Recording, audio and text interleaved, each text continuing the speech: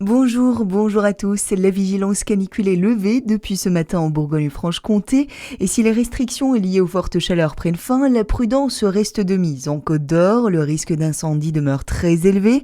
Les massifs du Morvan et du Seuil bourguignon restent en risque très sévère. Les autres zones en risque sévère. Depuis le début de l'épisode caniculaire, 72 incendies ont détruit 185 hectares dans le département. Les autorités appellent chacun à respecter les mesures en vigueur pour éviter tout nouveau départ de feu. La vigilance orange aux orages a également été levée ce matin. Retour à la normale dans les écoles de Lons-le-Saunier dans le Jura. Les élèves sont bien accueillis aujourd'hui après une semaine marquée par les fermetures et réouvertures liées à la canicule. La municipalité confirme également le fonctionnement habituel des services périscolaires. Cette décision a été prise au vu des prévisions météo. Au niveau national, les fortes chaleurs ont eu un impact important. Elles ont notamment provoqué 1000 décès supplémentaires que la normale. Des chiffres recensés par Santé publique France. Le ministère de l'Intérieur, lui, note une augmentation extrêmement importante des interventions pour secours à personne.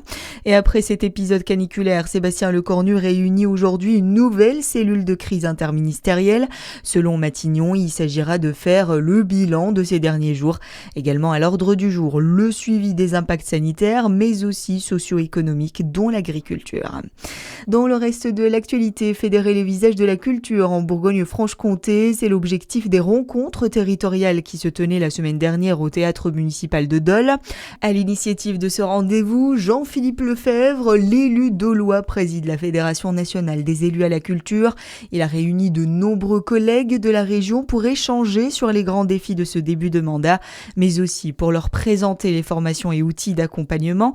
Un rendez-vous primordial pour Jean-Philippe Lefebvre. Il était au micro de Charlie Chauvasson. C'est le grand objectif de la FNCC en ce moment, c'est d'accueillir les nouveaux élus de Bourgogne, de Franche-Comté pour les aider, pour leur donner la première bouée quand parfois ils semblent au tout début du mandat être un peu dépassés. Moi j'ai l'habitude de dire que l'élu à la culture, que ce soit d'ailleurs un adjoint au maire, un conseiller délégué, un vice-président de département ou de région, il doit travailler sur les 4 S, c'est-à-dire qu'il doit être sincère, il doit rester singulier, il doit être sensible et en même temps il doit être solidaire de sa majorité. La Bourgogne-Franche-Comté est très impliquée dans la préservation et le partage de la culture. 101 musées sur le territoire bénéficient de l'appellation Musée de France.